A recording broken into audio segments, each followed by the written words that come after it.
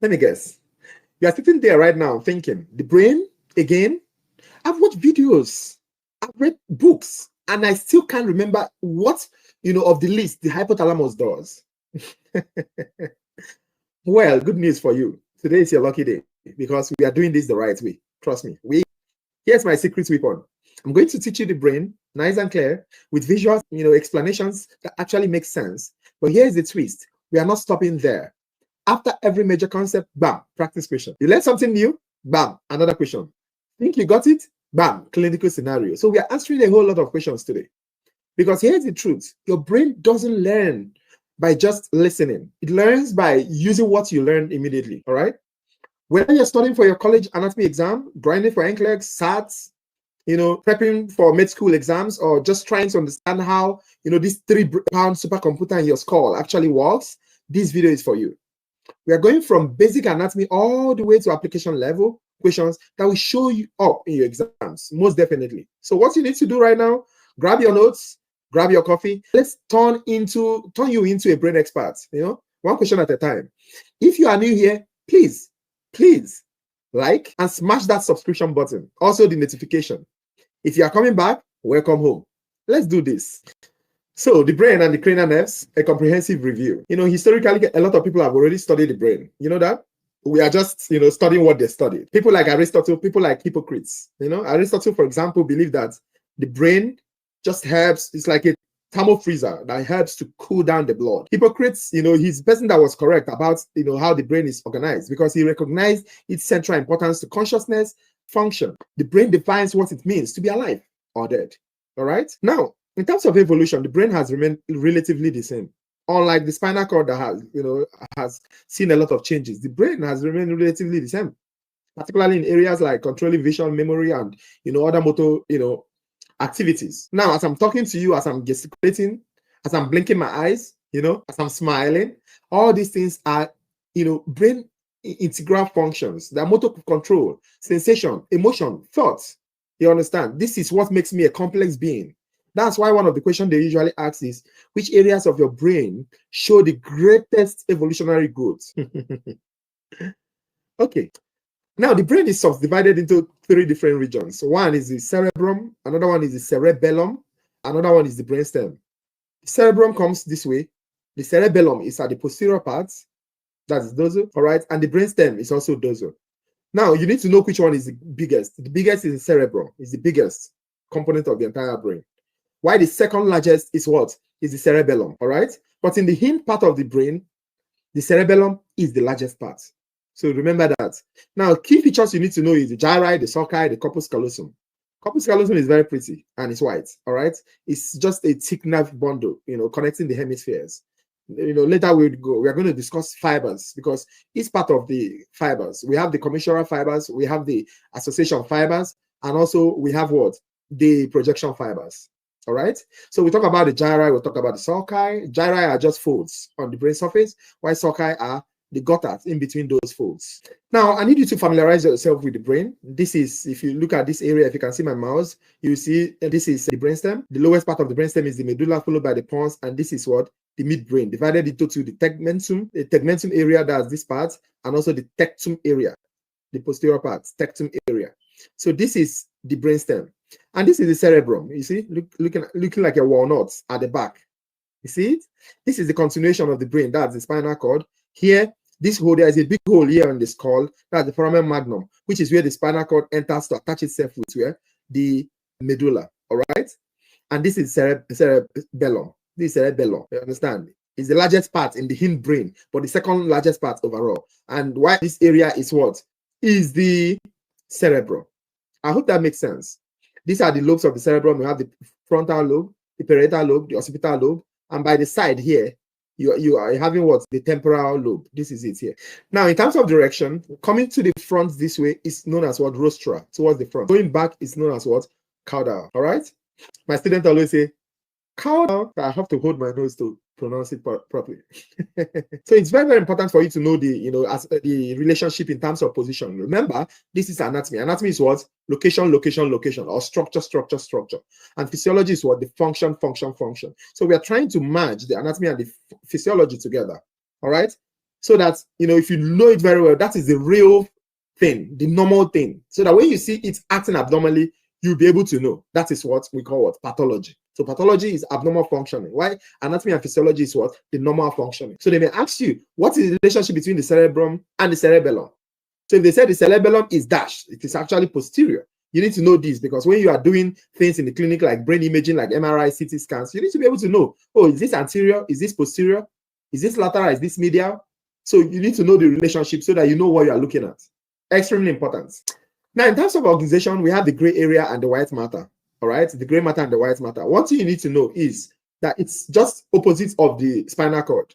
If you've not seen the spinal cord video, please go back to the channel, watch the spinal cord video. Also, go back to my channel, watch the nervous video, because the nervous video is neuron 1, the spinal cord video is neuron 2, and this is neuron 3.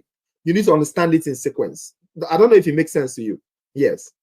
So you need to understand the difference between the gray matter and the white matter. All right. The gray matter is gray, the white matter is white. And the reason the white matter is white is because it has a lot of myelinated exons. Myelinated axons, it's white. That myelin sheet is white. So when it's a lot, that area becomes white. All right. Why gray matter contains more of the cell bodies, dendrites, and synapses? This is one question that we ask you. What does the gray matter contain? What does the white matter contain? White matter, bundles of axons. Gray matter, cell bodies, dendrites, and synapses. And it is darker because of minimal myelin. And most importantly is the key difference between the brain and the spinal cord. In the spinal cord, if you watch that video, I told you that the gray matter is like a butterfly inside the white matter. So it's inside, it's deep, while the white matter is outside. But here in the brain, the gray matter is outside, while the white matter is inside. So if you see a picture, you'll be able to understand the arrangements. That's why the question they may ask you is, the gray matter, forms a surface layer called dash, and deeper masses called dash. I don't know if you understand. So you need to understand this. All right. So the surface area of the gray matter is what? The cortex. The deeper area is what? The nuclei. Extremely important for you to know this. Now, another question they may ask you is, the nervous system develops from which tissue layer? It's extremely important that you know that, by the third to fourth week, the nervous system develops from what? Ectoderm. I will keep mentioning it. Ectoderm, the normal layer. Remember, we have the layers of the human anatomy, which is the ectoderm, the endoderm, and the mesoderm. And I told you that the ectoderm forms what? The skin, and also the nervous system. The endoderm forms what? The digestive tract. And the mesoderm forms what? It forms the bone, the blood. Meso. You have to make it make sense to you. All right. Now, talking about the neural tube formation in the third to fourth week, developed from ectoderm, and by the day 26, the neural plate folds to create a hollow neural tube. All right. So the lumen becomes what? The ventricles of the brain and the central canal of the spinal cord. So I need you to understand this. There are three major parts that will be formed, which is the forebrain, that's the prosencephalon, the midbrain, that's the mesencephalon, and the hindbrain, that's the rhombencephalon. All right. Now, let me show you a diagram for you to be able to understand properly. Look at the diagram here. You see, this is the first stage of the development. So these neuroectodermal tissues, all right, they differentiate into the ectoderm and thicken into the neural plate. Look at it. This is the neural plate. They thicken into the neural plate. This is the mesoderm. This is notochord here. This is the neural plate. This is the borders of the neural plate. You see, these are the borders. All right. So what happened later? The neural plate start bending dorsally, start going backwards, bending like this. The neural plates start folding. All right. So it bends dorsally with the two ends, eventually joining. So look at this. These two ends is the neural crest. This is the neural crest. This is the neural crest. Just like the handles, folding inward. All right. And at the end of the day, it closes. You see, this is it. It has closed. This closing is what we call the neural tube. The crest join together to form the neural tube. Then after that, you see the somites coming around. So the notochord degenerates. This is the notochord. This is the notochord. It degenerates and only persists as the nucleus pulposus of the intervertebral disc. Right?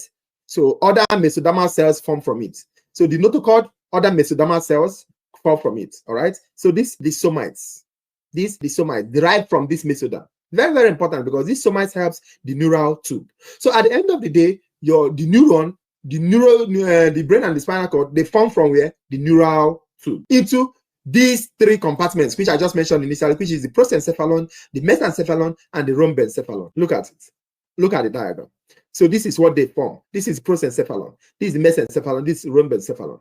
I'm not going to spend too much time on this because I believe you already know this. But what you need to know is, oh, what do they form? The prosencephalon forms three major things, which is telencephalon, the optencephalon, the optic vesicle, and also the diencephalon. All right, the telencephalon, the optic vesicle, and the diencephalon. This telencephalon ends up forming what?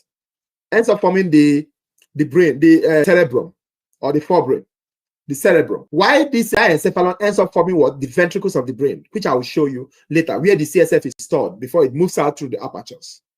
Now, the mesencephalon continues as what? As the midbrain. Mesencephalon continues at the midbrain. Now, the other remaining, which is the rhombencephalon, is divided into two, which is the met and the mile. The metencephalon and the milencephalon. Look at it here. The pons and the cerebellum met each other. So the pons and the cerebellum are formed from where? The metencephalon, which is a component of the hindbrain, which is a component of the rhombencephalon. You need to understand this. Just think about it. The pons and the cerebellum met. Oh, metencephalon. Okay. Okay. That leaves me with what? The milencephalon. That means the milencephalon is what gives rise to what? The medulla oblongata. So the milencephalon gives rise to medulla oblongata. The metencephalon, the pons and the cerebellum. What's remaining? The midbrain. So the midbrain is formed from the what? The metencephalon. Check it out. All right. Then the cerebrum and the vesicles are formed from what? They are formed from the prosencephalon. The cerebrum is from the telencephalon. The diencephalon forms what? The ventricles. Chicken, and you are good to know. Go. This is all you need for the embryology of the brain.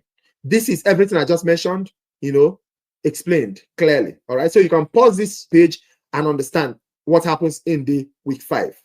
All right. So this is still continuation of what I discussed. It's still the same thing.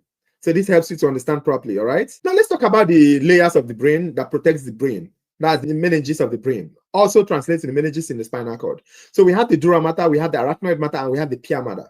The dura mater is the outermost and is the toughest fibrous membrane. All right. It's attached to the cranium. All right. Because it's attached to the periosteal part of the cranium, it does not have what? The epidural space that we see in the spinal cord. I don't know if this makes sense to you. In the spinal cord, if you've watched the video, you see that there is a space between what? The periosteum, that's the internal part of the cranium, and what? And the dura mater. That space is known as epidural space, where we put our epi anesthesia. All right. Now, the brain doesn't have it. So the dura laps with the periosteum of the brain, of the cranium, very important. And after that, we have the arachnoid mater, which is the middle mater. Now, the beautiful thing about the arachnoid mater is that after the arachnoid mater, there is a space there. That space, we call it what? The CSF. That space in between the arachnoid mater, the pia mater, sorry, we call it what? Subarachnoid space, where the CSF flows. And that's why meningitis affects the pia mater and the arachnoid mater so much. Why? Because the meningitis is caused as a result of inflammation by the bacteria or fungi in the CSF, bacteria and viruses in the CSF. And where do they flow? They flow in the subarachnoid space, which is the arachnoid matter and also the pia matter. So you need to understand this. So they may ask you from superficial to deep, what is the meninges of the brain? So you remember what? DAP, D-A-P, dura mater, arachnoid matter, pia matter. And if they say from deep to superficial, what are the meninges? You tell them what? Pia matter, arachnoid matter, and dura mater. So this is the diagram that you need to see. You see? This is the periosteum. Look at it here. Then this is the meningeal layer. That's the D, all right? Meningeal layer, that's the D, the dura mater. See how it's attached to this part of the bone. Very, very attached, no space. Then after the dura mater, you see the arachnoid mater. Between the arachnoid mater and the pia mater, there's a space in between them, which is what? The subarachnoid space. Below. That makes sense. That's where the CSF flows. You see? Waters of life. All right? Does it make sense? This is the gray matter, this is white matter. Remember, gray matter is outside, white matter is what? Inside. Now, I mentioned about meningitis. Yeah, it's the inflammation of the meninges of the brain caused by what? Bacterial viral invasion through the nose and the throat. It usually affects children a lot. And, it's always affecting the pia matter and the arachnoid matter. They will tell you, high fever, stiff neck, bacteria in the CSF tells you what? Usually meningitis. All right?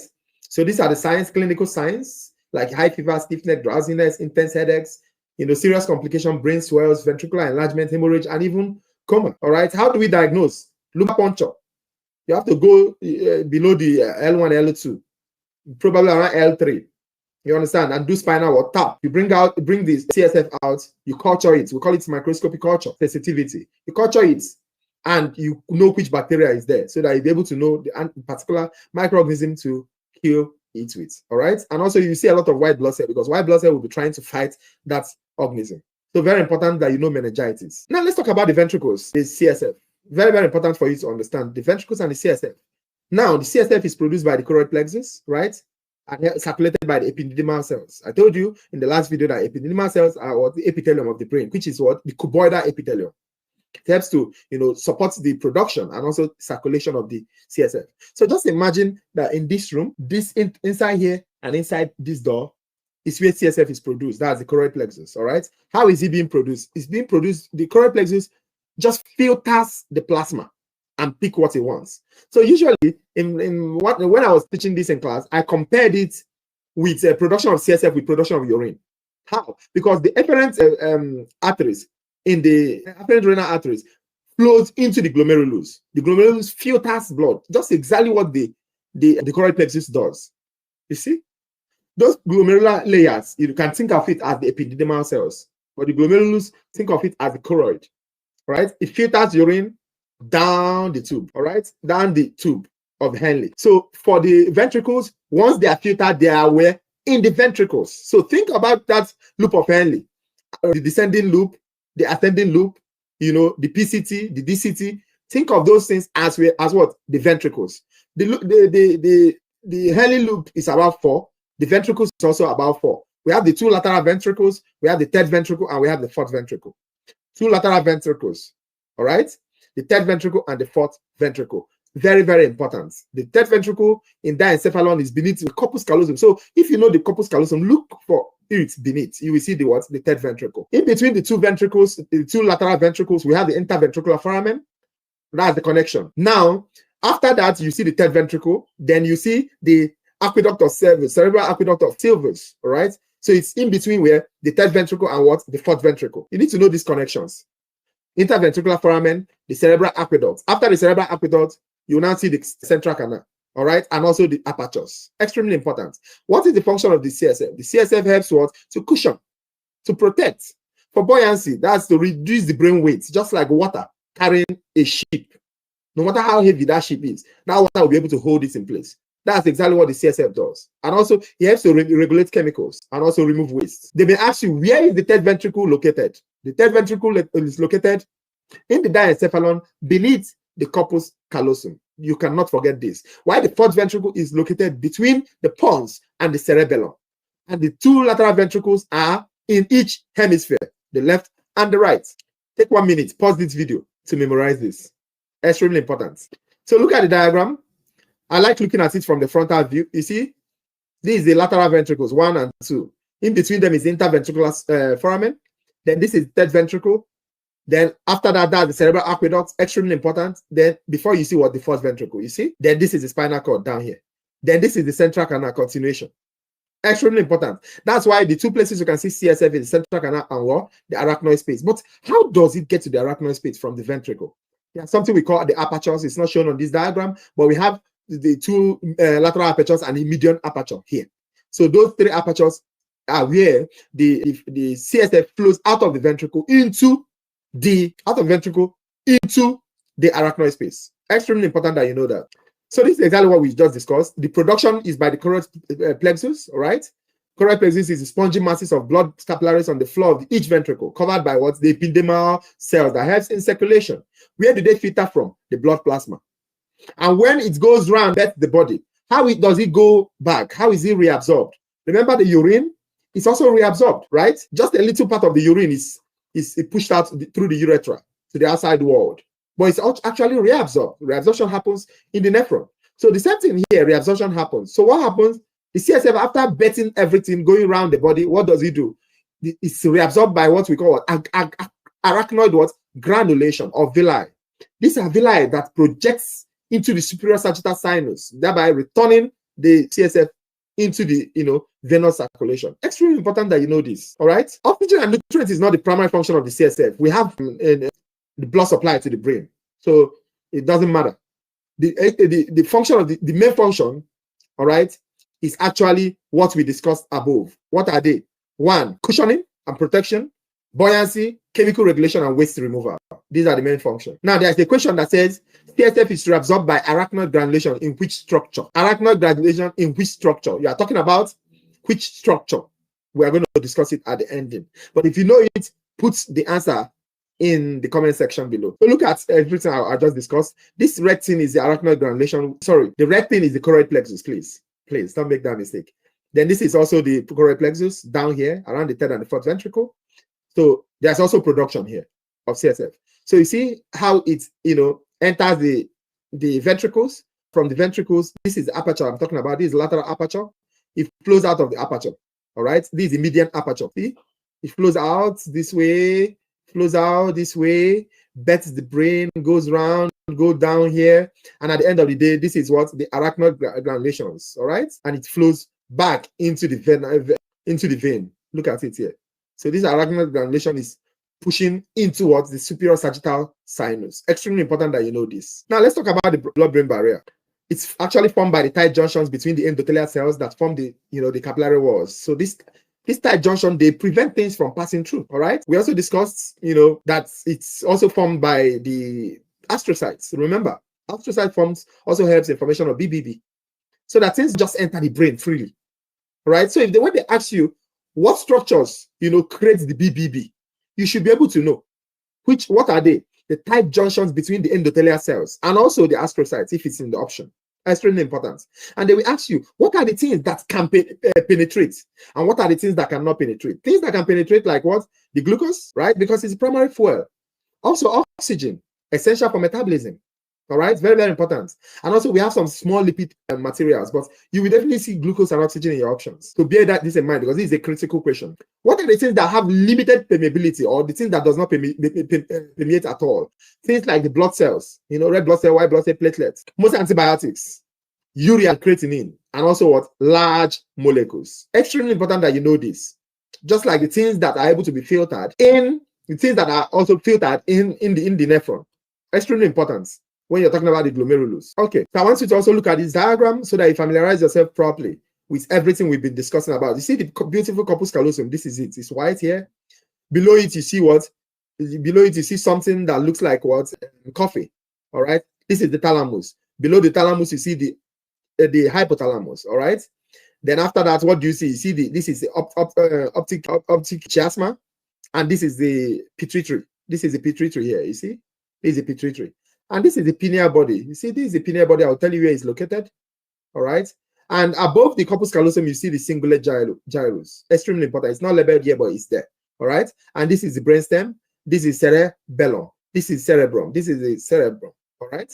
Extremely important. You need to familiarize yourself with it so that if you're given a diagram like this to label, you'll be able to know the labels. And also, you need to know the evolution, or rather the embryology. Extremely important. So these are the different parts of the the brainstem, the midbrain, the pons, and the medulla. And these are the nerves that come from them. 2 nerves come from the midbrain, 4 nerves come from the pons, 4 comes from the what? The medulla oblongata. You need to know which comes from which. The medulla oblongata, some part of 8, some part of 8. You look at 8, you see some parts are in the pons, some parts are in the medulla oblongata. All right. Then we have 7, we have 9, 10, 12. And some part of 8, not 7, please. 9, 10, 12, and some part of what? 8. You find them here in the medulla oblongata. But in the pons, you have what? 5, 6, 7, and some part of 8. We'll still look at this very well. Then in the midbrain, you have what? 3 and 4. So cranial nerve 3, cranial nerve 4, midbrain. Cranial nerve 5, 6, 7, and some part of 8, pons. Cranial nerve what? Some part of 8, 9, 10, and 12. In the medulla oblongata. Extremely important that you know this. So talking about the medulla oblongata, because it's the one that is the most below, or the most posterior among the brain stems. It's very, very important that you know this. It's the most posterior. It originates from where? The myelencephalon. You remember? The myelencephalon, right? The myelencephalon is a derivative of what? Rhombencephalon. Remember, the rhombencephalon is divided into 2, the 5th week, which is what? The met and the mile. The met is divided into 2, or gives out 2. What are they? The pons meets the what? Cerebellum. Both of them are derivative of the met. This is the myelencephalon, which is what? The medulla oblongata. So what gives birth to the midbrain? You remember? Post it and put the answer in the comment section. Now, the medulla oblongata is very important because it has vital centers like the cardiac center, the vasomotor center, the respiratory center. Cardiac center controls the heart regulation, or it regulates the heart. Vasomotor center, the blood pressure. Extremely important. If you have a problem in the medulla oblongata, your blood pressure will be affected. And if the blood pressure is affected, it is controlled by what? The vasomotor center in the medulla oblongata. Same with the respiratory center. Extremely important. Each other function is in the reflex centers, like coughing, sneezing, vomiting. All these are coordinated by the medulla oblongata. All right? It also helps in the relay station. Can you remember when we discussed the Neuro 2? We discussed about the relay centers, the ascending and the descending tracts. Can you still remember when I discussed about the vehicles and also the way? I mentioned that in the ascending, we have what? 5 ways, 5 tracts. Make sense? Can you still remember the 5? Spinal thalamic, spinal cerebellar, spinal reticular, and what? The gracilis and the coneate. Can you remember the 5 of them for the ascending? Can you remember the ones for the descending? Can you? The ones that end with spinal, 4 of them. Can you remember the vehicles I talked about, which are the neurons? For the ascending, we mentioned that there are 3. For the descending, we mentioned that there are 2.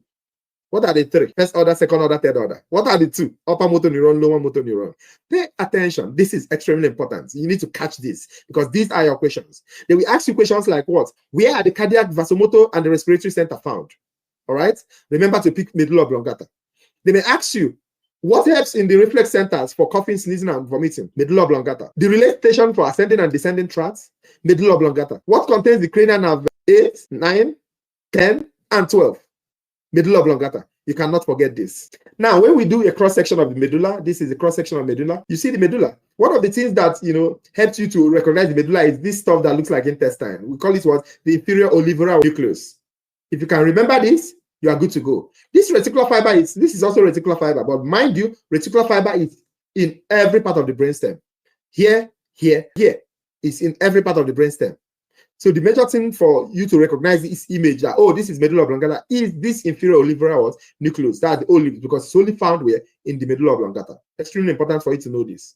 All right. Then these are the tracts. See, this is the corticospinal tract. This is the cuneate. This is the gracilis. All right. Coming down, we have the spinal. Okay, also this corticospinal, they are also coming down.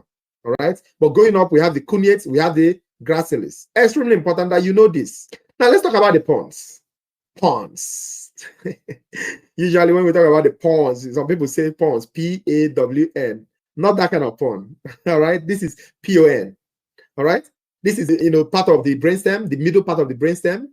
It appears as a large board. All right. Rostral to the brain. Remember what rostral is? Going down the spinal cord. So behind, posterior. All right. So rostral to the medulla. All right. You will see the bulge, large bulge, forming a prominent breach, between the midbrain and what? The medulla. The midbrain. So this is the medulla oblongata. This is the pon, a bulge, pon. Then this is what? The midbrain. Very important that you know this, And, it has sensory functions usually. Sensory information from the superior region of the face, V1. Remember, it contains cranial nerve, what? 5, 6, 7, and what? Some part of 8. So, 5 has, different parts. We have V1, V2, and V3. The V1 and V2 are the sensory, all right? So they form the superior region of the face, all right? And also the middle region of the face. Extremely important. So touch, pain, temperature on the face, these by the pons. Extremely important that you know this. And also the gaze movements, like the lateral eye movements, moving outwards this way by the cranial nerve 5 also. All right. Facial expression by the cranial nerve 7, like you're smiling. See, somebody saying, Nchebe, you're always happy. Yes, I'm always smiling. That's cranial nerve 7. Everything, facial nerve, like you wrinkle your face, you do like, all of them are facial nerves. All right. Sometimes you remember this. All right. So relay between the cerebrum and the cerebellum. This also is function. So it has sensory functions. So the sensory functions deals with V1, V2, while the motor functions, lateral eye movement by V5, by V1 also rather, and also facial expression, V7. Then relay between the cerebrum and the cerebellum. You need to understand this. All right. So sometimes they may tell you, oh, neck movement. Neck movement is not associated with this. It's not associated with the pons. So if it's not associated with the pons, what is it associated with? I want you to leave the answer in the comment section below. All right. So this is the pons. All right. Very, very important that you know the pons. It looks like a butterfly. Look at it. Look at the eye of the butterfly. That's the laminiuscus. This is the eye of the butterfly. Then this is the fascicles. Extremely important. All right. Then you see the fourth ventricle. Remember where the ventricles are. You should know this. Okay, this is the brainstem, as we've discussed. This medulla, this pons, this midbrain. Above it is thalamus, all right? Then above the thalamus, you see the corpus callosum. Above it, you see the cingulate gyrus and what have you. This is below it, you see the spinal cord. So I'm just putting this for you to remember where we are, all right? We just checked this pons, the transverse section. We did the medulla. Now we want to look at the midbrain. Looking at the midbrain, extremely important. Midbrain is the visual attention and motor control, all right? He has the superior colliculi, he has the inferior colliculi, he has the substantia nigra, he has what? The red nucleus and the tegmentum. So 1, 2, 3, 4, 5. These are the major 5 areas you need to know. Talking about the substantia nigra, it contains the the pigments. That's why it's very black. If you look at it, it's black. I'll show you the diagram. And when it degenerates, it leads to Parkinson. Why? Because dopamine works a lot here. Remember what the function of dopamine is. Dopamine helps to what? To reduce involuntary what? Movements. So the substantia nigra has a lot of dopamine producing neurons. All right. So if it degenerates, you start having involuntary movements, which is what? Parkinson disease. It's very, very important. Also, the superior collicular area. What is the function? Visual. Visual attention. Tracking objects. For example, if I throw object and the object is trying to fall and I'm looking at it, my eyes is tracking it. That is what? That is the midbrain. Very, very important for you to understand. That's the superior collicular of the midbrain. They may ask you this question. All right? Or the bird is flying, and you are looking at it. As you see how my hand is going, I know you are looking at it. That is the superior colliculi of the midbrain.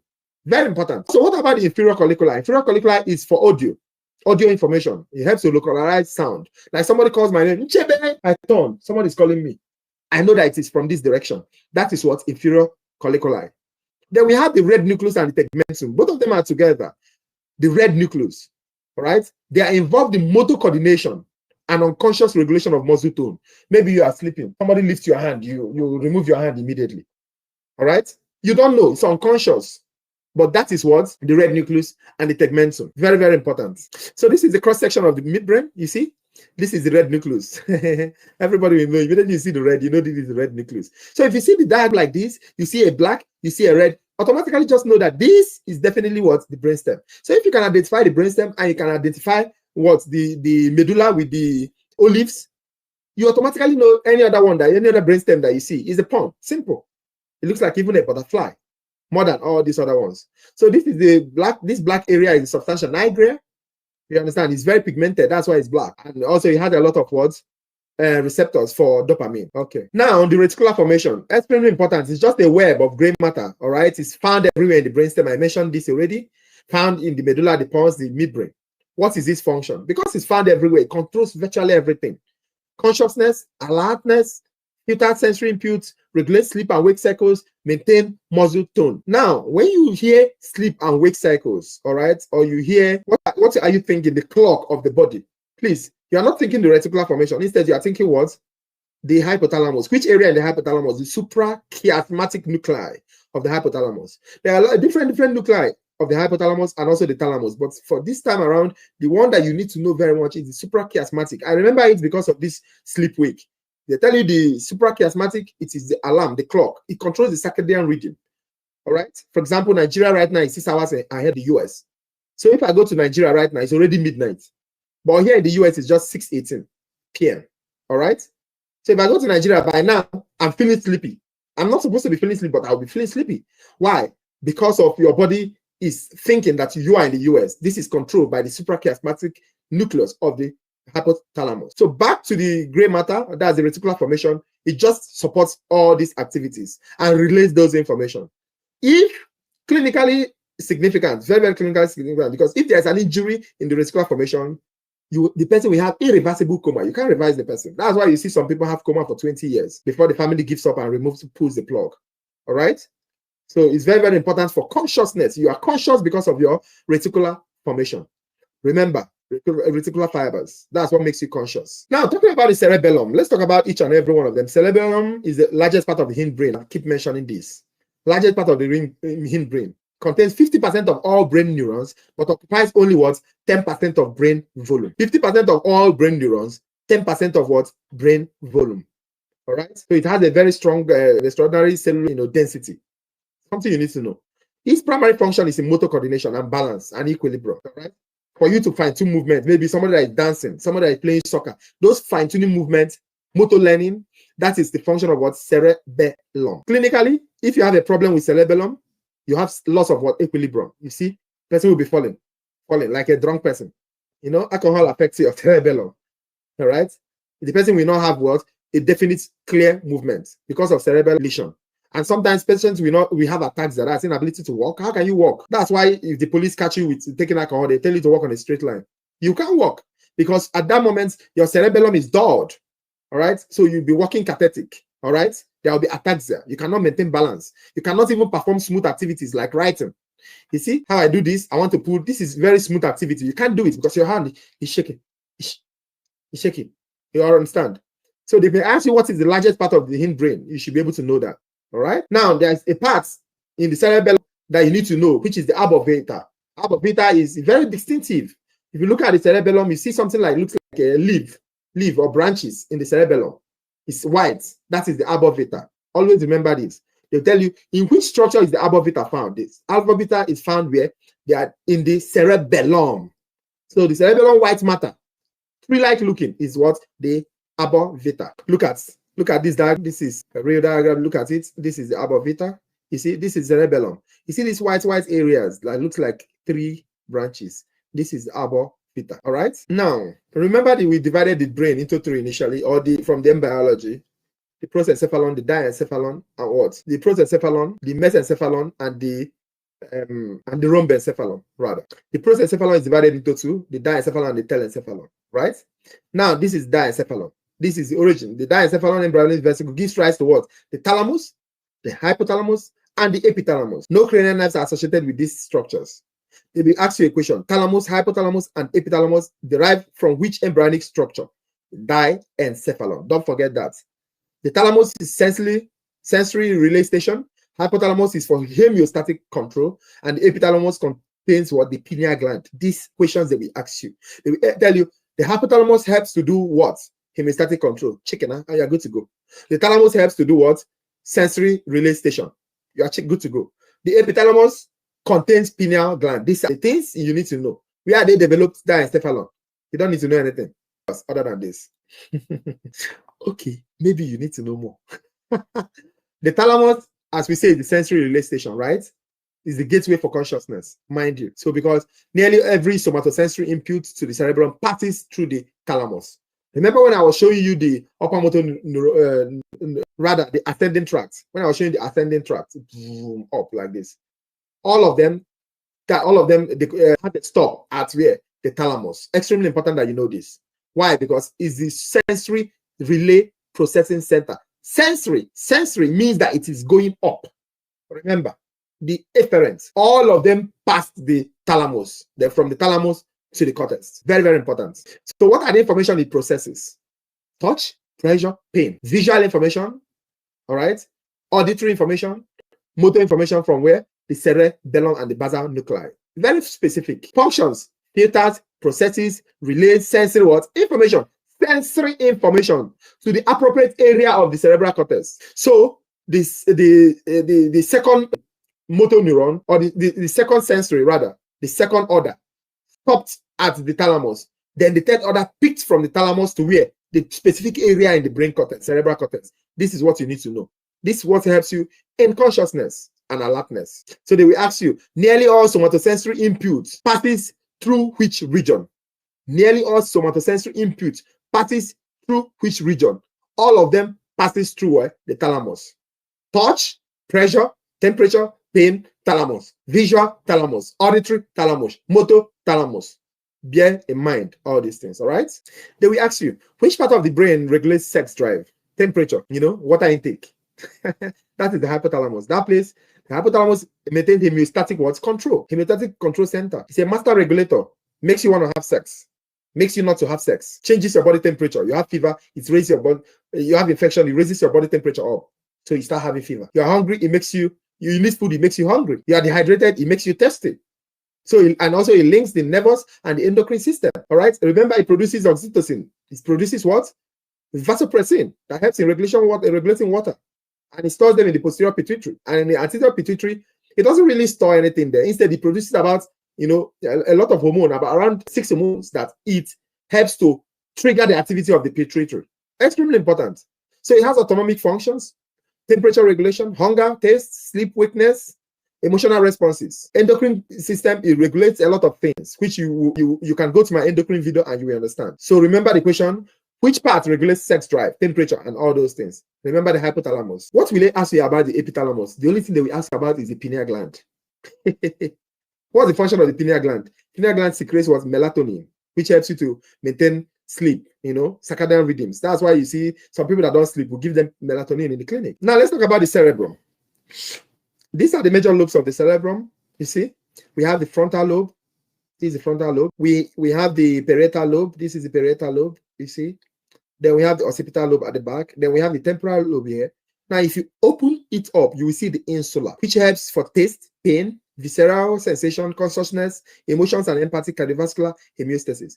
Now, they usually ask this question. The only way they will ask you is which part is lying deep, and you need to retract to be able to see it. That is insula. Remember this. The most frontal is the frontal lobe. Check it. Helps you for mood, abstract thinking, intelligence, foresight, decision making. How do you make decision for your money? How do you make decision for friendship, association? All of them is the frontal lobe. How about the parietal? The parietal helps you for a lot of things: visual processing, spatial arrangements, taste, somatic sensation, and all those things. What about the occipital? They will ask you about occipital. Is this the seat of what? Sight, visual awareness, visual processing. That is the occipital. Then we have the temporal for hearing, smell, learning, emotions, and all whatnot. So you need to familiarize yourself with this. All right. So talking about the lobes, you have the one that has executive functions, which I already mentioned. That's the frontal lobe. Planning, motivation, social judgment. That's frontal lobe. It has primary motor cortex, right, which is located in the precentral gyrus, which helps to what? Control voluntary skeletal movements. That is the primary motor cortex. It also has the Broca's area, speech production center, usually left hemisphere. And if this Broca's area is damaged, it causes non-fluent what? Aphasia. I want to say, I love you very much. I want to take you on a date. I love dates. You know what to say, but you don't have a lot of words. You are not fluent. You don't have a lot of words to push it out. That's the problem in the Broca, all right? But the question that we ask you here is planning, motivation, and social judgment is coordinated by which region of the brain? What do you tell them? You tell them that it is what? The frontal lobe. Extremely important. Frontal what? Lobe. How about the parietal and the occipital? Parietal has the postcentral gyrus, all right? The somatosensory area, cortex, receiving touch, temperature, pain, and proprioception. So if I touch you like this, oh, how do you know it's romantic touch or very annoying touch? That is the parietal lobe. So if, for example, somebody has stroke that affects the postcentral gyrus, the person will have sensory loss in the right hand, all right? That's the contralateral region. As far as the stroke happens or affected in the left postcentral gyrus. So you can actually use this to know where stroke happened, specifically in the brain. What is lost and which part is it lost? All right, very important. Now, if somebody hits you something at the back of your head here, you can go blind. Why? Because this occipital part is what? The visual center of the brain. The visual center of the brain. Processing all brain visual information. Contains the V1, which is the primary visual cortex. All right, V1, trigeminal nerve, extremely important. So they may ask you a question: which lobe is the principal visual center? Please, it's the occipital. Which one receives somatosensory input? What will you tell me? It is the parietal. So you need to know the parietal, the occipital, and the frontal lobe. Extremely important. What about the temporal? You need to also know what the temporal does, what the insula does. The temporal, that's where you see the one neck. They may ask you which one. Language comprehension. Which one has a language problem? You don't have a lot of words, all right? That is the one neck aphasia. All right, it is found where? In the temporal lobe. Is the primary auditory cortex for hearing, language comprehension. How do you understand Spanish? I'm trying to learn Spanish right now. ¿Cómo estás? Trying to learn Spanish. That is my one neck area. All right, but how to push it out? That is my Broca's area. Also, the one neck area, you see the state of emotion. That's the amygdala. State of learning. That's the hippocampus. So know the hippocampus, know the amygdala, know the language comprehension, one neck area. Know the primary auditory cortex, that is the hearing area. All these are where in the temporal lobe. Bear in mind. You need to know which lobe and what is found in which lobe. Now, what about the insula? I told you, anytime you hear the part that is deep, all right, to the lateral sulcus that you have to open to see, that is the insula. It's deep to the lateral sulcus, can only be seen by removing what? The overlying cerebrum. Simple. And what does it do? Taste, visceral sensations, emotions. Now that leads me to the fibers, tracts. Let me show you the diagram before I tell you what they do. You see, this is the association. This associate between this particular area and this particular area. So it's connecting these two areas, taking information from this guy to this guy, from this guy to this guy. That's why it's like this. These association tracts. All right, association tracts. Now, which other tract do we have? We have the commissural tract. This is commissural tract. The major example of commissural tract is this corpus callosum. Why? Commissural tract joins these two parts together. This one hemisphere, this another hemisphere. The commissural tract join the two parts together. But association tract joins, two areas in the same hemisphere. Now, what are the projection fibers? It brings information from down here upwards. These are the projection fibers. All these ones that goes up like this. The projection fibers. See? Projection fibers. So if I go back to that slide, you see the projection fibers ascending, descending, sensory, motor, all right, between the cerebrum and where? The lower CNS. This cerebral midbrain communication is by the projection fibers. So any problem, we truncate that communication in the projection fibers. The commissural tracts connect the left and the right hemisphere. Example is what? The corpus callosum. Association tracts connect different areas within the same hemisphere. You need to understand this. So they ask you most of the which tracts passes through the corpus callosum. What do you tell us? You go forward, you tell us what? The commissural tract. This is commissural tract. Passes through the corpus callosum. All right? Now let's talk about the cerebral cortex. Very, very important that you know, because the cerebral cortex covers, many areas of the hemisphere. The surface areas of the hemisphere is 2 to 3 cm thick. All right? Constitutes about 40% of brain mass, 14 to 16 billion neurons. All right? Now the three major areas in the cerebral cortex, or the gray area rather, is the cerebral cortex, the basal nuclei, and the limbic system. So what I just explained is one of the areas, which is what? The cerebral cortex. One of the areas of the gray, which is what? The cerebral cortex. So bear in mind, gray matter, cerebral cortex, basal nuclei, limbic system. I'm going to discuss the three of them. But the cerebral cortex is the one that is more. 90% of human cerebral cortex is what? Neocortex. But 40% of brain mass is what? Cerebral cortex. Extremely important. They may ask you, 90% of the cerebral cortex, remember neocortex, neocortex, neocortex. Or they may ask you, which area is cis-layer tissue that has relatively recently evolutionary origin? Tell them it's what? Neocortex. It's a part of the cerebral cortex. Bear this in mind. So this is what I was talking about. New. 90% of cerebral cortex is neocortex because it's developed recently in mammals. Interesting information, right? Now, in this cerebral cortex, you see the pyramidal nuclear cells, the stellate cells. What are the pyramidal cells? Output neurons projecting to other areas. Stellate cells for local information, all right? And it is 6-layered area. So if they ask 6-layered area, think of the neocortex or the cortex, all right?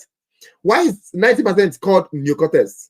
Because it's new. What are the cells? Pyramidal cells, stellate cells. Check it, and you're good to go. The second area, the limbic system. Limbic system controls the emotion and the memory. Remember, I mentioned it initially. The major areas of the limbic system, you have the hippocampus, and we have the amygdala. We also have the cingulate gyrus. It's actually 3 areas in the limbic system. More areas, actually. I'll show you. But the major, hippocampus and the amygdala. The hippocampus for short-term memory, formation and consolidation. Oh, what did I eat yesterday? Which clothes did I wear yesterday? Oh, I saw you yesterday. Short-term memory. Amygdala, emotions. Oh, I love you. Oh, I'm angry at you. Amygdala.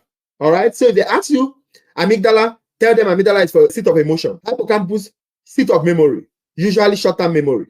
All right. Because long-term memory is stored in the cerebral cortex when it has been consolidated in the hippocampus. Oh, I met you yesterday. What's your name? Your name is Nchebe. Okay, I put it in my head. Still within the what? The hippocampus. The hippocampus will keep training the cortex, until it becomes what?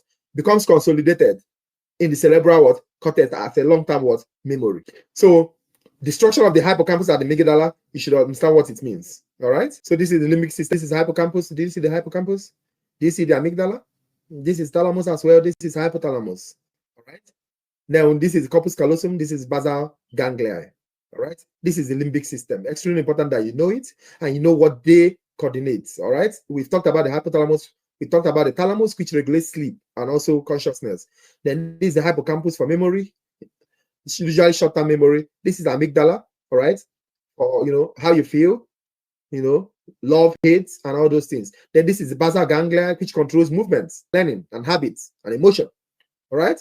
Then this is corpus callosum, which helps to coordinate. I call it beautiful area. Mind you. So this is the basal nuclei, as I mentioned, which is the third part. It's just mass of cerebral gray matter buried deep in the white matter, lateral to the thalamus. receives input from the substantia nigra. Remember what it does. Substantia nigra, dopamine, Parkinson, remember, of the midbrain, and also the motor areas of the cortex send signals back and forth. All right, involves the motor control. The areas of the basal nuclei is the caudate nucleus, the putamen, the globus pallidus. All right, these three areas is known as what? Corpus striatum. Also, we have the lentiform nucleus. So you have the corpus striatum and lentiform nucleus. Corpus striatum is divided into the corpus caudate nucleus, putamen, and what? Globus what? Pallidus. You should know this. Okay, let's talk about the brain waves. Mind you, I am taking things that I think you need in the exam to know it for your exam. All right, the brain waves. You have the alpha waves, you have the theta waves, you have the beta waves, you have what? The delta waves. Right now, you are looking at me, focusing on me. Alert, focused. That is beta waves. Remember. Oh, when you are relaxing, but you are not really sleeping, that is what? Alpha waves. Eyes can be closed. When you are sleeping, sleepy, or drowsy, theta waves. Children are always in theta waves. That's why they are always sleepy. They sleep, wake, eat, sleep, wake, eat. Then the deep sleep, all right, state of consciousness is delta wave. If I sleep here, you can carry me and take me to Brooklyn and I will not know. All right, that is delta waves. Those are the waves while awake, beta, all right? That's what I explained here. Beta waves, awake, alert, focused, like me. So right now that you're focused on me, 13 to 30 hertz, all right? This is alpha waves, 8 to 13. You really don't need to know these figures. What you need to know is this. What do they do? Which one is sleepy? Which one is light sleep? Which one is deep sleep? Which one is awake and alert? Now, the unique area in terms of phases, because we have phase 1, phase 2, phase 3, phase 4 sleep, right? Between phase 3, coming back to phase 4, coming back to phase 3, you have the REM, rapid eye movement sleep, all right? It has unique characteristics. Why? Because your muscles are paralyzed, all right? Blood pressure, heart rate, respiratory center, body temperature, everything is increased. As if you are running in the sleep. Have you ever slept? You dream that you are chased by a masquerade or there is fire and you can't run, you are paralyzed. That is when you are in your REM. At that moment, if I open your eye like this, what happened? I'll see that your eyes is rolling, rapidly moving, like looking at me. You are vividly dreaming. You have paralysis. They will ask you about the paralysis. They may ask you, dash, dash, and dash occurs in REM sleep. That is your question, all right? When you contrast it with non-REM stages, muscle is relaxed, all right? No vital signs. Or vital signs are decreased, no muscle paralysis. But for REM, your blood pressure is high, your heart rate is high, your respiratory center is high, your body temperature is high. Bear that in mind. Mention about the Broca's area and the Wernicke's area. Speech production, Broca's area. Frontal lobe. Lesion, non-fluent aphasia. Slow speech, difficulty choosing words. Love, you. You see, Broca's aphasia or non-fluent aphasia. When you talk about Wernicke's area, I want to tell somebody I love you, but instead of saying I love you, what am I saying?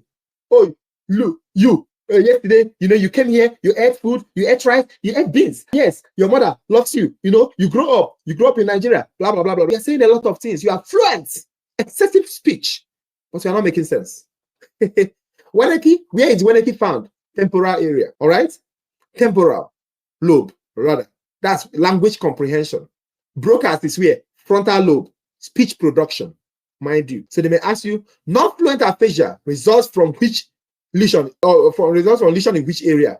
Broca's area, frontal lobe. Okay. Now, when you talk about lateralization, you have people, right-handed people, they deal more with the left part of the brain, the brain rather.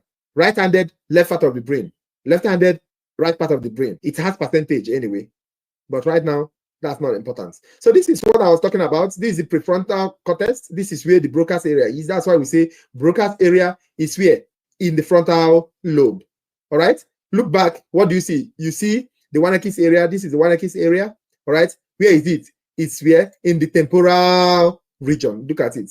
So you need to know that language comprehension, temporal region, Wernicke's area. Speech production, frontal lobe, Broca's area. Non-fluent aphasia, Broca's area. Fluent aphasia, Wernicke's area. Simple. We are good to go. So this is what we call lateralization, what I was talking about. Left, people, they are very good with language. Left, language, mathematics, and analytical reasoning, sequential processing. The right, lateralized people, spatial relationship, musical skills. Their music is good. Artistic, pattern recognition, painting and picture. So we have the left and the right. But what they usually ask you is, which function is controlled by which hemisphere? So you need to know left hemisphere, right hemisphere. Very important for you to know. And also, adult males show more lateration than adult females. They will ask you this question. Everyone uses both hemisphere equally, right? But there are people that we call left brain and right brained. That is just a myth. Anyway, so but that's not important. What you need to know is that adult males show more what? Lateralization. And this is what left does, this is what right does. And you're good to go. No stress. Now, these are the 12 pairs of the nerves, all right? That arises from the brain, all right? They arise from the base of the brain and they zip through the cranial foramina, different foramina. And they serve mainly the head and the neck, all right? Numbers 1 through 12. So we have 3 nerves that are sensory. That's the nerve 1, that's the ophthalmic, or olfactory rather. Then we have the optic. Then we have the number 3 is vestibulocochlear. We have trigeminal, that's number 5. We have trigeminal. We also have the facial nerve. So let's talk about the nerves, all right? Introduction to the cranial nerves. There are 12 pairs. They arise from the base of the brain. Is it through the cranial different foramina, all right? They serve the head and the neck, numbered 1 to 12. Now, we have 3 sensory, 5 motor, and 4 mixed. 3 sensory, 1, 2, and 8. 5 motor, 3, 4, 6, 11, and 12. Those are the motor. Then the mixed, we have 5, 7, 9, and 10. That's the mixed. All right. So these are the different things they do. This is different places they are found. We are going to discuss them more.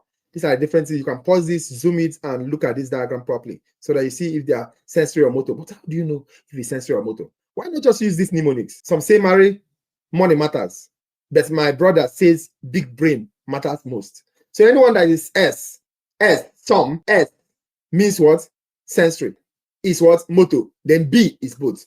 Some say money, but my brother says big brain books matters most. So take time now and learn it. All right. You need to know which one is sensory and which one is motor because then we ask you. So these are some of the cranial nerves. Cranial nerve 1 is for smell. We said it's shortest cranial nerve. You already know it's sensory. Nerve 2, the optic for vision. Sensory. Half of the fibers they could say that the optic chiasma. We already know where the optic chiasma is, which is just a little above, the pituitary. Then you see the oculomotor, that's number 3. Oculomotor, simple, it's motor, straight up.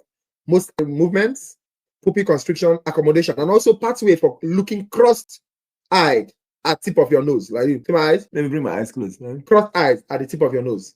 All right. They may ask you which cranial nerve pathway for cross-eye look. You must know it. They can also ask you which one is mispaired. You will see it in the option. You should also know it. These are your questions. All right. Now you have cranial nerve 4, which is the trochlea, superior oblique muscles, only nerve with complete contralateral innervation. Then we have cranial nerve 5. They will ask you which one is the largest cranial nerve and the most important sensory nerve of the face. That's cranial nerve 5. Very, very important. All right. This is because the dentist target this for anesthesia. He has 3 divisions: V1, V2, V3. V1 is ophthalmic, V2 is maxillary, V3 is mandibular. All right. Then we have the cranial nerve 6, which is the abducens. It's motor. It's lateral rectus muscle for lateral eye movement. So they may ask you, what is the largest cranial nerve? What does dentist target? It's really important that you know this. So they can ask you which one is a motor cranial nerve and which one is not a motor. That's why you need to know. Some say money, but my brother say big brain matters most. All right. So cranial nerve 7, mixed. All right. Facial expressions. That's 5 branches like this. 5 branches. All right. The temporal, the zygomatic, the buccal, the mandibular, and what's the cervical. Extremely important. Also, in its motor functions, facial expression. These are the ways we test it in the clinic, all right, to know if its facial nerve is working very well. All right. If there is a problem, your face will droop. Facial nerve palsy. You cannot fold your face like this. See, you cannot frown. Now, if sensory function, it has for taste on the anterior 2/3 of the tongue. Very, very important. Sweet and salty taste in the anterior 2/3 of the tongue is by facial nerve. So you need to know the motor function and the sensory function because it's mixed. Number 8 is vestibulocochlear. It's sensory, hearing balance. All right. It has 2 divisions. One is vestibulo, right, which is for balancing, and the other one is cochlear, which is for what? Hearing. So if you are deaf, it will be balancing will be a little difficult for you. All right. And it is not a motor nerve. Instead, it is what? Purely sensory. Now, what about number 9? Glossopharyngeal. It's mixed. Glossopharyngeal is mixed. So if something is mixed, you should ask yourself, what is the sensory function and what is motor function? Motor function is swallowing and salivation. So when you are salivation and swallowing, that is glossopharyngeal nerve. What is sensory? Taste or on the posterior to 1/3 of the tongue, because the tongue is divided into 3. All right. So the posterior 1/3, we have the anterior 2/3. The anterior 2/3 is the sensory part of what? Cranial nerve 7. But the posterior 1/3 is the sensory part of what? Is the sensory part of what? Cranial nerve what? Nerve 9, which is glossopharyngeal. The motor part is swallowing and salivation. All right. Now, cranial nerve 10, that's vagus nerve, very important. That's why it's on red. It's mixed. It has the most extensive distribution of any cranial nerve. It innervates the viscera in the thoracic and also the abdominal cavities. So any problem with the vagus nerve, your tummy will not be moving well. Its function, cardiac, pulmonary, digestive control, swallowing, speech. So if there's a damage, you have hoarseness of speech. You won't be able to swallow. And it is fatal if you cut it. So if they ask you which nerve innervates most viscerals, which nerve innervates most viscerals, talk about cranial nerve 10. Very, very important. Innervates viscerals, both in the thoracic and the abdominal cavities. What about cranial nerve 11? It's accessory. It's also motor. All right, it's also motor. Did I say mixed? It's also motor. It controls the neck muscles, all right? Like the trapezius, the sternocleidomastoid, SCM, the trapezius is controlled by what? This accessory nerve, which is cranial nerve what? 11. Controls the head and shoulder movement. So if they ask you head and shoulder movement, talk about accessory, cranial nerve 11. Now, when you talk about cranial nerve what? 12, you ask hypoglossus, that's also motor. Motor to the tongue muscles for speech, swallowing, and what? Tongue movement. Extremely important. So you remember both what? Pure motor nerves serving muscles, all right? Neck, tongue. 11 serves muscles of the neck, that's the trapezius and sternocleidomastoid. 12 is also motor serving the muscles of what? The tongue for swallowing. Very important. So they may ask you both 11, 12 motor nerves. Which one is not motor nerve? These are motor nerves. So if they ask you which one is not motor nerve and you see them, please don't pick them. Or another question they may ask you is which of these, does not contain CSF or which contains CSF. So know which structures contain CSF, like the ventricles, third and the fourth, the lateral, the central canal, the cerebrospinal space, and also the aqueducts, intervertebral foramen. All these parts contains what? CSF. So anything other than this, they don't contain CSF. Things like dural sinus, if you see it in the option, pick it. Because dural sinus contains venous blood, not CSF. Venous blood, not what? CSF. So if you see it, pick it. That's the problem. What are the brain regions that don't have cranial association? They will ask you which brain part has no cranial association. All right? Talk about the thalamus, talk about the cerebellum. They have no cranial nerve associated with them. All 12 cranial nerve arises from the brainstem or the cerebrum. All right? These are the ones from the brainstem. That's the 2 to 12. The cerebrum, the 1 and the 2. The ophthalmic, the olfactory, and also the optic. All right? So they may ask you which cranial nerve is from the cerebrum. You should know the cranial nerve 1, cranial nerve 2, know their names. Which ones are from the medulla? Which ones are from the medulla? You should know. What are they? Part of 8, 9, 10, and 12. Part of 8, 9, 10, and 12. The pons, 5, 6, 7, and part of 8. The midbrain, 3, 4. All right? How do we visualize brain activity using PET scan, MRI? You should know what this technology does. All right? Because they ask you, how do we visualize active brain regions?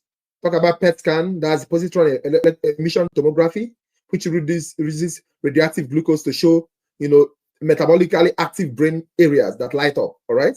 And also the MRI. You need to look at this. So in summary, we discussed a lot of things. I hope you'll be able to master and understand the brain function. The brain is an integrated system where, it coordinates everything in your body. If you ask, what is the most posterior component of the brainstem? The pons, the medulla oblongata, the midbrain, the cerebrum, the diencephalon. You should tell them that it's the medulla oblongata, authoritatively, all right? Now, they may ask you other questions like the right and the left cerebral hemisphere are separated from each other by what? Longitudinal fissure, all right? We explained this, longitudinal what? Fissure. They may ask you in terms of relation of the cerebrum to the, to the cerebrum. They say the cerebellum is dashed to the cerebrum. Superficial, deep, posterior, rostral, medial. The answer is what? Posterior. You should know this. And they may ask you, the gray matter of the cerebrum forms a surface layer called what? Called the cortex. The surface area of the cerebrum is the cortex, all right? And the deeper masses called what? The nuclei. This nuclei is surrounded by what? The matters. That's surrounded by the matters. Very, very important. So we have the cortex and what? The nuclei. You should know where they are from this discourse. How about if they ask you a question? The pons and the cerebellum arises from which secondary embryonic vesicle? Telencephalon, diencephalon, mesencephalon, metencephalon, and myelencephalon. Which one? Metencephalon. I told you the pons met the cerebellum. All right? The telencephalon is the cerebrum. Then you have the diencephalon. You have the metencephalon, which is the midbrain. Then you have the myelencephalon, which is the mile. That's the medulla oblongata. So you should be able to recognize these things. Now they may ask you a question. Which of the following structures appear as a large bulge just rostral to the medulla? Did you see? You see? The pons appear as a large bulge rostral to what? The medulla. So the answer is pons. You see? And what if they ask you, where is the third ventricle located? You should be able to remember that it's in the diencephalon. All right? Because that's one of your questions. Diencephalon. They will give you options like midbrain, pons, medulla oblongata, cerebellum. The answer is diencephalon. Now, how about if they ask you from superficial to deep? The meninges occurs in which order? Look at it. Superficial to deep. Dura, arachnoid, pier. And you're good to go. How about if they ask you about the functions of the CSF? Which of the following is not a function of the CSF? You know, which one is not? Tell them that the CSF has nothing about oxygen and nutrients. That's not its function. It regulates the chemical environment of the nervous system, right? That's part of the function. It rinses the metabolic waste from the nervous system. It clears it off, washes it away. Also, it protects the brain from, striking the cranium when the head is jolted. If I do like this, my brain does not hit the cranium. Why? Because of that fluid, that CSF. So it cushions the effect. Also, to allow the brain to attain considerable size without being impaired by its own weight. Yes, that's also its function. So, but its function is not production or provision of oxygen and nutrients to the nervous system. All right. Now, let me ask you a question about the secretion of the CSF. Cerebrospinal fluid is secreted by choroid plexus in the ventricle and reabsorbed by the arachnoid granulation in the where? Where is that arachnoid granulation found? Superior sagittal sinus. Remember, it is there looking at you. Superior sagittal what? Sinus. That's what they will ask you. They will tell you that it's produced by choroid plexus. So you don't even need to cram that. Sometimes they may not tell you. They may tell you that it's reabsorbed by the arachnoid granulation. Yes. But where? Superior sagittal what? Sinus. Now look at this question. The BBB, that's blood-brain barrier, is most permeable to which of the following? A. Platelets, white blood cells, red blood cells, sodium, potassium, and chloride, urea and creatinine, glucose and oxygen. Oh, look at my slide. Glucose and oxygen. Okay. That has to be the answer. You see? Also, they may ask you, which structures create the blood-brain barrier? It is tight junctions between the endothelial cells that form the capillary walls. Tight junctions. That's what forms it. Not gap junctions. Not desmos. Tight junctions. Oh, what if they say, give you this question that says, a patient is experiencing a high fever, stiff neck, drowsiness, and intense headache. Stiff neck. I've heard about it somewhere. A spinal tap showed bacteria. Where did they tap? Where is it done? Oh, just below the L2, around L3. Okay. What are they tapping? They're attacking CSF. From where? From the arachnoid space. Okay. So, a patient is experiencing a high fever, stiff neck, drowsiness, and intense headache. A spinal tap showed bacteria and white blood cells in the CSF. Oh, CSF. Okay. The individual most likely have which condition? Parkinson, Alzheimer, hydrocephalus, stroke? No. It is what? Meningitis. I hope you know this. What if they ask you about the medulla? The medulla oblongata originates from which structure? Telencephalon, diencephalon, mesencephalon, myelencephalon. Oh, myle. Once you hear this thing, I want you in your head right now to tell yourself, what does telencephalon produce? Give rise to? What does diencephalon originate? What does mesencephalon give rise to? What does mesencephalon give rise to? And myelencephalon, you already know that is medulla oblongata, and that is the answer. Oh, what about if they ask you, where are the cardiac, vasomotor, and respiratory centers found? Do you remember? Cardiac, vasomotor, and respiratory system. Where are the respiratory centers? Where are they found? It's looking at you in that slide. Medulla oblongata. You can't forget. Now, the midbrain, remember I told you it has different areas like the superior colliculi, the inferior colliculi, the red nucleus, the putamen, the substantia nigra, right? How about if they ask you this question? The dash function in visual attention, such as to look and follow objects, follow the flight of a butterfly. You remember I did this. Flying, you're following me. How are you able to pay that attention? That is superior colliculi. So use this opportunity to look at superior colliculi again from the slide. Read it out to yourself. What about the inferior colliculi? Auditory. What about the substantia nigra? What about the red nucleus? This is how you learn. All right? One question helps you to learn everything. Now, what if they ask you the degeneration of the neurons in which of the following structures lead to the muscle tremors associated with Parkinson's disease? Which one? Substantia nigra. I mentioned it. Substantia nigra. What if they ask you a question on reticular formation? The reticular formation is a web of dash scattered throughout the dash. Web of what? Look at it. Oh, gray matter. It's in bold. Web of what? Gray matter. Scattered throughout where? The brainstem. So it's found in every part of the brainstem. You should know this. They may ask you the largest part of the hindbrain. Put the answer in the question below. All right, in the comment section. What is the largest part of the hindbrain? I want you to write largest part of hindbrain. Put the answer for me. The options: cerebellum, cerebrum, brainstem, pons, hypothalamus. Try to do that. Try to do that, because when you type it, you remember. Remember, we are trying to memorize these things. All right?